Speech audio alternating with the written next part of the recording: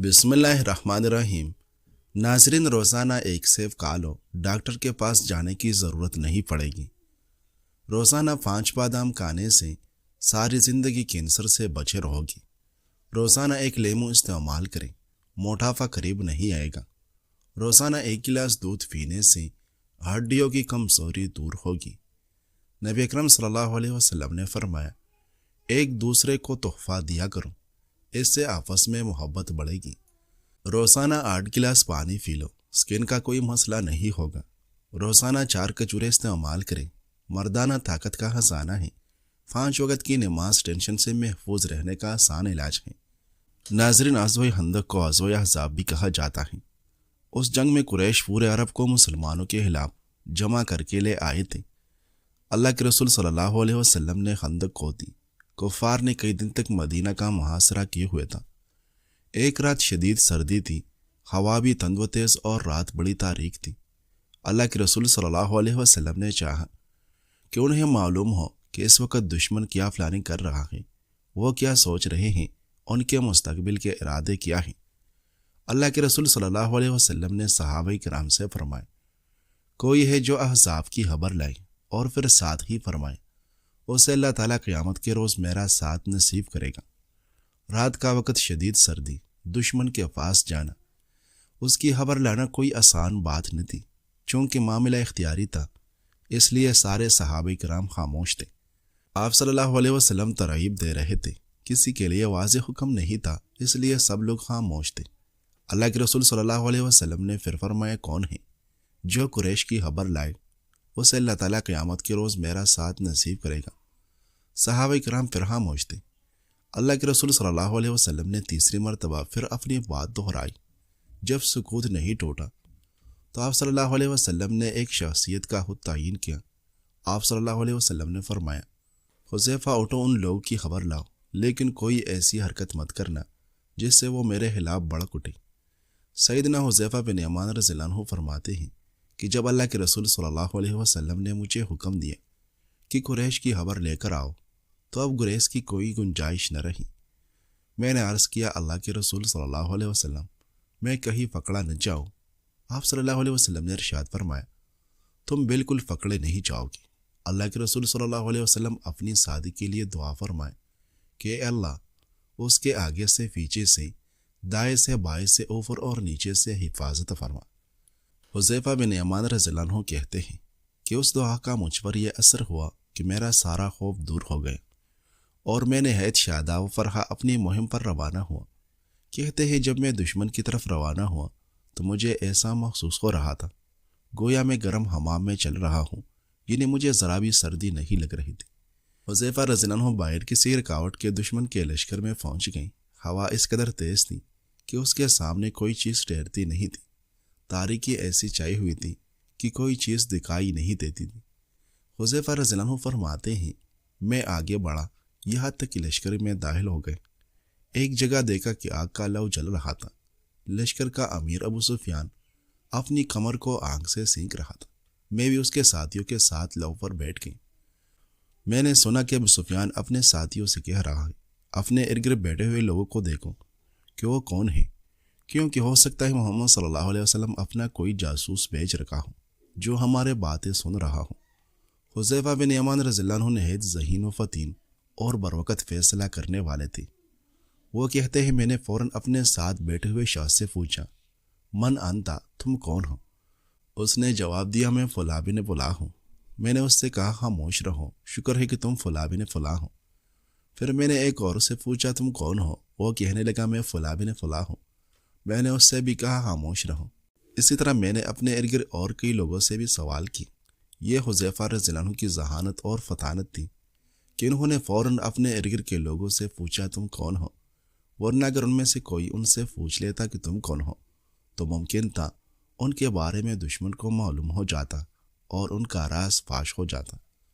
ابو سفیان اپنے ساتھیوں سے کہہ رہا تھا، قریش کے لوگوں، یہ ٹھہرنے کا مقام نہیں، ہمارے جانور ہلاک ہو گئیں، بنو قریظہ نے ہماری مدد سے ہاتھ اٹھا لیا ہے، تند و تیز ہوا نے ہمیں خوف زدہ کر دیا ہے، حتیٰ کہ چلنا پھرنا، اٹھنا بیٹھنا نہایت مشکل ہو گیا ہے۔ میری مانو تو فوراً لوٹ چلو۔ یہ کہہ کر ابو سفیان اپنے اونٹ کی طرف روانہ ہو گئے۔ حذیفہ رضی اللہ عنہ فرماتے ہیں کہ ابو سفیان میرے نشانے پر تھا۔ میں چاہتا تو بڑے آسانی سے ابو سفیان کو تیر مار سکتا تھا، مگر مجھے اللہ کے رسول صلی اللہ علیہ وسلم کا فرمان یاد آ گیا کہ کوئی ایسی حرکت نہ کرنا کہ وہ بھڑک اٹھے۔ ایک روایت میں ہے کہ آپ صلی اللہ علیہ وسلم نے فرمایا تھا کہ کوئی نئی بات نہ کرنا، چنانچہ میں اپنے ارادے سے باز رہا اور اپنی خواہش پر عمل نہ کیا۔ حذیفہ رضی اللہ عنہ کا مشن پورا ہو چکا تھا۔ وہ نہایت اطمینان سے واپس اپنے کیمپ میں آ گیا۔ لوگ سوئے ہوئے تھے، مگر مسلمانوں کے امام، ان کے قائد، ان کے امیر اپنے خیمے میں اپنے رب کے حضور کھڑے تھے، اللہ سے فتح و نصرت کی دعائیں مانگ رہے تھے۔ جب حذیفہ رضی اللہ عنہ خیمے کے قریب ہوئے تو اللہ کے رسول صلی اللہ علیہ وسلم نے ان کی آہٹ محسوس کی۔ حذیفہ رضی اللہ عنہ کہتے ہیں آپ صلی اللہ علیہ وسلم نے مجھے اشارہ کیا، میں آپ کے قریب گیا۔ اللہ کے رسول صلی اللہ علیہ وسلم کے اوپر ایک چادر تھی۔ آپ نے اشارے سے مجھے قریب کیا۔ سردی شدید تھی۔ اس چادر کا ایک حصہ میرے اوپر ڈال دیا۔ میں کچھ دیر چادر اوڑے رہا۔ پھر آپ صلی اللہ علیہ وسلم نے قوم کا حال پوچھا۔ میں نے قریش کا حال بتایا کہ وہ میدان خالی کر کے جا رہے ہیں، تو آپ صلی اللہ علیہ وسلم بہت خوش ہو گئی۔ آپ صلی اللہ علیہ وسلم نے اپنے مبارک ہاتھوں کو اٹھائے اور رات کے اندھیرے میں حذیفہ رضی اللہ عنہ کے لیے دعا فرما رہے تھے کہ اے اللہ اسے بخش دے، اے اللہ اس پر رحم فرما، اور اے اللہ قیامت کے روز اسے میرا ساتھی بنا۔ حذیفہ رضی اللہ عنہ کہتے ہیں کہ میں اللہ کے رسول صلی اللہ علیہ وسلم کے خیمے میں ان کے قریب ہی سو گئے۔ جب فجر کی اذان ہوئی تو اللہ کے رسول صلی اللہ علیہ وسلم اپنے اس ساتھی کو جگانے کی کوشش کی اور اس کے ساتھ شغل اور انس و محبت کا اظہار کرتے ہوئے ارشاد فرمایا، قم یا نعمان، قم یا نعمان، ارے کثرت سے سونے والے اٹھو، کثرت سے نیند کرنے والے اٹھو۔ حذیفہ رضی اللہ عنہ اپنے محبوب قائد کی آواز پر اٹھے، نماز ادا کی، اور جب دن چڑھا تو دیکھا کہ دشمن میدان خالی کر گیا ہے۔ ناظرین، علامہ جلال الدین سیوطی نے ایک روایت نقل کی ہے کہ بنی اسرائیل میں ایک بہت بڑا عابد و زاہد شخص تھا۔ وہ رات دن اللہ کی عبادت کرتا تھا۔ چونکہ صاحب عیال تھا، اس لیے کمانے کا بھی کچھ دھندا تھا۔ دکان کی صورت میں تھوڑی سی تجارت تھی، مگر اس کا دل اس سے الجھا تھا اور چاہتا تھا کہ یہ سب کچھ نہ ہو، بس ہر وقت عبادت ہی میں لگا رہے، مگر سوچتا کہ بیوی بچوں کا کیا کرے۔ بہرحال ایک دن اسے جذبہ آیا اور ساری تجارت و دولت کو اس نے بیوی اور بچوں کے نام کر دیا اور خود فارغ ہو گئی۔ سب سے رخصت ہو کر سمندر کے بیچ میں پہنچ گئے۔ وہاں ایک ٹیلا تھا، اس پر ایک چھوٹی سی جھونپڑی باندھی تاکہ اب اس ہر وقت اس میں بیٹھ کر اللہ کی عبادت میں مصروف رہیں۔ ان مذاہب میں رہبانیت جائز تھی، یعنی ساری دنیا کو چھوڑ کر آدمی ایک کونے میں جا بیٹھتا۔ اسلام نے اس کی اجازت نہیں دی۔ وہ شخص اپنے مذہب کے مطابق جا کر بیٹھ گئے۔ گویا اس نے بڑی باری عبادت شروع کی۔ چونکہ مخلص تھا اور صاحب دل تھا، اس لیے وہ سمندر کے بیچ والی ٹیلے پر، جہاں نہ کوئی کشتی وغیرہ جا سکی، اللہ تعالیٰ نے اپنے فضل سے وہاں ایک میٹھا چشمہ جاری کر دیا اور اس پہاڑی پر ایک انار کا درخت اگا دیا۔ اس عابد کا کام یہ تھا کہ روزانہ ایک انار کھاتا اور ایک کٹورا پانی پیتا اور 24 گھنٹے عبادت میں مصروف رہتا۔ جب اس کی عمر 500 برس ہو گئی اور یہ 500 برس اسی شان سے گزرے، اس کے انتقال کا وقت آیا تو اس نے حق تعالیٰ سے درخواست کی کہ اے اللہ، یہ تیرا فضل تھا کہ تو نے مجھے عبادت میں لگایا۔ اب میری خواہش ہے کہ مجھے سجدے کی حالت میں موت دے تاکہ خاتمہ میری عبادت کے اوپر ہو، اور دوسری درخواست یہ ہے کہ سجدے کی حالت میں میرے بدن کو قیامت تک محفوظ رکھ۔ میرا بدن نہ زمین کا ہے اور نہ کیڑے مکوڑے، تاکہ قیامت تک میں تیرے عبادت گزار بندہ ہی سمجھا جاؤں۔ اللہ تعالیٰ نے اس کی دونوں دعائیں قبول فرمائی۔ عین نماز کے اندر سجدے کی حالت میں انتقال ہوا اور اس کا بدن محفوظ ہے۔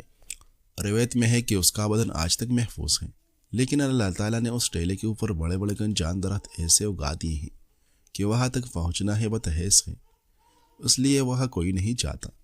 اس کا بدن آج تک محفوظ ہے اور قیامت تک محفوظ رہے گا۔ وہاں نہ کوئی جانور جاتا ہے اور نہ کوئی انسان۔ اسی حالت میں حق تعالیٰ کے سامنے پیشی ہوگی۔ اللہ تعالیٰ ارشاد فرمائے گی، اے بندے، میں نے اپنے فضل و کرم سے تجھے بخشا اور تجھے بڑے مقامات دیے، جنت میں جا کر آرام کرو۔ بندہ عرض کرے گا، اے اللہ، میں نے تو ساری عمر تیری عبادت میں گزاری، پھر میں تیرے فضل سے جنت میں جاؤں گا؟ میں تو اپنی عبادت کے بدلے جنت میں رہا ہوں۔ اللہ تعالیٰ فرمائے گے، نہیں، ہم اپنے فضل سے جنت میں بھیج رہے ہیں۔ وہ پھر کہے گا، نہیں اے اللہ، پھر میری عبادت کس کام آئے گی؟ میں تو اپنی عبادت کے بدلے جنت میں جا رہا ہوں، تو حکم ہوگا کہ اسے جہنم کے قریب لے جا کر کھڑا کر دو، جہنم میں داخل نہ کرنا، اسے اتنی دور رکھو کہ جہنم کا راستہ وہاں سے 500 برس کا ہو۔ ملائکہ اسے لے جائے گی اور لے جا کر کھڑا کر دے گی۔ جہنم کی طرف سے ایک گرم ہوا اور آگ کی لپیٹ آئے گی، اس کی وجہ سے وہ سر سے پاؤں تک خشک ہو جائے گا اور اس کی زبان پر کانٹے کڑے ہو جائے گے اور پیاس پیاس چلانا شروع کرے گا۔ اس وقت ایبی ہاتھ ظاہر ہوگا جس میں ٹھنڈے پانی کا ایک کٹورا ہوگا۔ یہ عابد دوڑے گا کہ اے خدا کے بندے، یہ پانی مجھے دے دو، میں بالکل مرنے کے حال میں ہوں۔ آواز آئے گی کہ کٹورا تو ملے گا پانی کا، مگر اس کی قیمت ہے، مفت نہیں ملے گا۔ وہ پوچھے گا اس کی کیا قیمت ہے؟ کہا جائے گا کہ جس نے خالص 500 برس کی عبادت کی ہو، وہ اگر پیش کرے تو یہ کٹورا پانی اسے مل سکتا ہے۔ عابد کہے گا میرے پاس ہے 500 برس کی عبادت، وہ عبادت کو پیش کر دے گا اور وہ کٹورا لے کر پانی پی لے گا تو کچھ جان میں جان آ جائے گی۔ اللہ تعالیٰ کہے گی کہ اسے واپس لاؤ، پھر اس کے پیشی ہوگی۔ اللہ تعالیٰ دریافت فرمائے گی، اے بندہ، تیری 500 برس کی عبادت کے صلے سے تم آزاد ہوگی۔ 500 برس کی عبادت کے بدلے ایک کٹورا پانی لے لیا اور ہر قیمت تو نے خود تجویز کی، لہٰذا اب تو برابر سر برابر ہو گئی۔ اب ہمارے ذمے کچھ نہیں، تجھے تیرے عبادت کا صلہ مل گیا۔ اب وہ جو تم نے لاکھوں دانے انار کے کھائے ہیں، ایک ایک دانے حساب دی، اس کے بدلے میں کتنے نمازیں پڑھی ہیں، کتنے سجدے کیے ہیں، اور وہ ہزاروں کٹورے پانی کے پیے ہیں۔ ایک ایک قطرے کا حساب دو، اس پانی کے بدلے کتنی عبادت کی ہیں، اور وہ جو ٹرنا سانس لیتا تھا جس سے زندگی قائم تھی، ایک ایک سانس کا حساب دی، اس کے بدلے میں کیا عبادتیں لے کر آیا ہے۔ 500 برس کی عبادت کا بدلہ تو ایک کٹورا پانی ہو گئی۔ اب جو دوسرے نعمتیں استعمال کی ہیں ان کا حساب دی۔ یہ عابد ترا جائے گا اور کہے گا، بے شک نجات اللہ آپ ہی کے فضل سے ہوگی، کسی کا عمل کسی کو نجات نہیں دلا سکتا۔ حقیقت یہ ہے کہ اگر لاکھوں برس عبادت کرے گا تو وہ بھی ذریعہ نجات نہیں بن سکے گا جب تک کہ فضل خداوندی نہ ہو۔ ناظرین، کچھ لوگ آپ سے زیادہ خوبصورت ہوگی، کچھ لوگ آپ سے زیادہ سمجھدار ہوگی، کچھ لوگ آپ سے زیادہ جوان ہوگی، مگر وہ آپ جیسے نہیں ہوگی۔ لیکن آپ ہیں اور آپ کا کوئی نعم البدل نہیں ہے۔ اپنی قدر کیجیے۔ سوچئے، ایک مالی کے پاس ایک چھوٹا سا باغ ہے، ہر روز اس میں پھول کھلتے ہیں، لیکن اگر مالی ہر بار وہ پھول توڑ کر دوسروں کو دکھانے لگے کہ دیکھو میرا باغ کتنا اچھا ہے، تو آہستہ آہستہ اس کا باغ خالی ہونے لگے گا، پودے کمزور ہو جائے گی، زمین تک جائے گی اور باغ کی رونق ختم ہو جائے گی۔ اصل خرابی یہ ہے کہ دکھانے کی جلدی میں باغ بڑھ نہیں پاتا۔ انسان کی زندگی بھی کچھ ایسی ہی ہے۔ اگر ہم ہر وقت دوسروں کو یہ جتانے میں لگے رہیں کہ ہم کامیاب ہیں یا ہم نے کچھ بڑا کر دکھایا ہے، تو دل کا سکون اور اصلی ترقی رک جاتی ہے۔ حقیقت یہ ہے کہ آگے بڑھنے کے لیے شور مچانے کی ضرورت نہیں ہوتی، بلکہ خاموش محنت اور صبر کی ضرورت ہوتی ہے۔ جیسے زمین میں بیج کو وقت دیا جائے تو وہ جڑ پکڑتا ہے، ویسے ہی انسان کی کوشش بھی وقت اور لگن مانگتی ہے۔ یاد رکھے، سچی ترقی اس وقت آتی ہے جب ہم صرف اپنے کام پر دھیان دیں اور دوسروں کی واہ واہ کے محتاج نہ ہو۔ باغ ہمیشہ اس وقت سرسبز ہوتا ہے جب اس کی دیکھ بھال خاموشی سے لگاتار کی جائے، نہ کہ ہر پھول توڑ کر دکھایا جائے۔ زندگی بھی اسی اصول پر چلتی ہے۔ صبر اور خاموش محنت کے ساتھ اپنا سفر جاری رکھیں، خوشبو خود بخود پھیلتی ہے۔ یہ دنیا محض پل ہے، آگے بڑھے، یہ گھر بنانے کی جگہ نہیں۔ پل پار کرے مگر اس پر قیام مت کرے۔ کوئی شخص پل پر گھر نہیں بناتا۔ اگر بیٹیوں کا نصیب بازار میں بکتا تو سب سے پہلے خریدار باپ ہوتا۔ ناظرین، ویڈیو پسند آئی ہے تو لائک کیجیے۔ شکریہ۔